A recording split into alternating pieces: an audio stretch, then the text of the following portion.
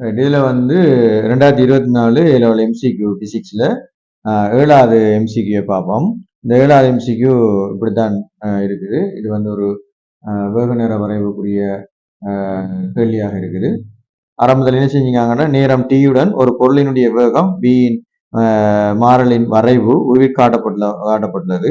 அதனே நேரத்தை இடப்பெயர்ச்சி எஸ் நேரம் டி வலையை மிகச்சிறந்த வகையில் வகை குறிப்பது. இந்த இதுதான் எங்களுடைய அந்த வேக நேர வரைவு. அதுக்கு நாங்கள் எனக்கும் இடப்பெயர்ச்சி நேர வரைவை கீறணும். அப்படியே ஒரு சிம்பிளான கேள்வி. நாங்கள் முதல்ல வேக நேர வரைவை இதில் கீறிட்டு அதுக்கு ஏற்ற மாதிரி இடப்பெயர்ச்சி நேர வரைவை கீறணுமெண்டா நேரடியாக விட வந்துடும். சரி, இது வேகம், இது நேரம். கேள்வி இதுதான். முதல்ல ஒரு 6 மூடுகளோட ஒரு குறித்த நேரத்தில் போகுது. 6 மூடுகளோட குறித்த நேரத்தில் போகுது. பிறகு சீரான வேகத்தோட போகுது ஒரு குறித்த நேரம். பிறகு பார்த்தோம்னு சொன்னால் அமர்முடுகளோட ஒரு வந்து பிறகு திருப்பி என்ன செய்யுது, வேகம் எதிர் திசையில் கூடிக்கொண்டு வருது. இதுதான் கிராஃப். இப்போ இந்த கிராஃபுக்கு நாங்கள் என்ன செய்ய போகிறோம், இடப்பெயர்ச்சி நேர வரைவை கீறப்போகிறோம். வளமையான இடப்பெயர்ச்சி நேர வரைவு அடிப்படையை பார்த்தோம்னு சொன்னால் ரைட், இதுலேருந்து கீறுவோம். இடப்பெயர்ச்சி நேர வரைவு இது டி என்று போட்டோம், இது எஸ் என்று போட்டோம். ஓகே, இது 0. இப்போ இந்த நேரங்களால் அப்படியே கவுண்ட் பண்ணி எடுப்போம். இதை அப்படியே கீறுவோம். ரைட், இப்போ என்ன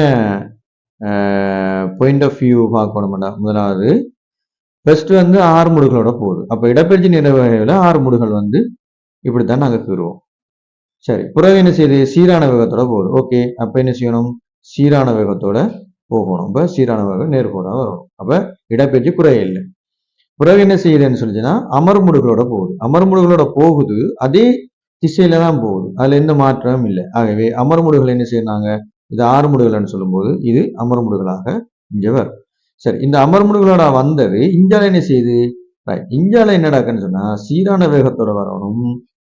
சாரி, இது வந்து வேகம் கூடுது, எதிர் திசையில வேகம் கூடுது.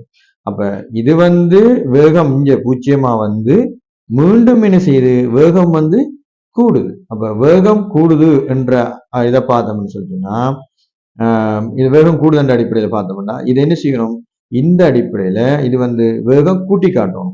அப்ப இந்த இப்படி போட்டோம்னு சொல்லி சொன்னா அதே திசையில போக வேண்டும், ஆனா எதிர் திசையில வருது. ஆகவே வேகம் கூடுது. ஆகவே அப்ப நாங்க என்ன செய்யணும், இது வந்து இப்படி ஒரு அமைப்புல வந்து முடியும். சரிதானே, இந்த கிராஃப்ல வந்து இந்த இடத்துல வந்து முடியும்.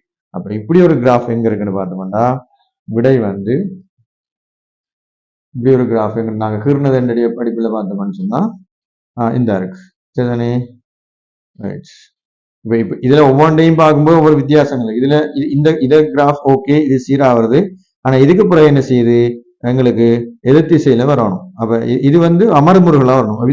இது இந்த திசையில 6 முடுகளா வருது. இந்த டேன் கூடுது, இந்த டேனை குறைக்கணும். அப்ப குறைக்கணும்னு சொன்னா இங்க இருந்தா வரணும். அப்ப இதுதான் வரதுக்கான வாய்ப்பு வரும்.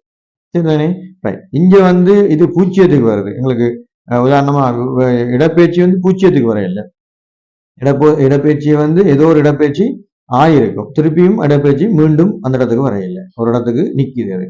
ஆகவே இந்த இடத்துல இருக்கிறது தான் இந்த இடப்பெயர்ச்சியினுடைய இந்த கிராஃப் சரியா இருக்கு. அப்ப விடை வந்து உங்களுக்கு விடை வந்து 3வது விடையாக இருக்கும். விடை வந்து 3வது விடையாக இருக்கும்.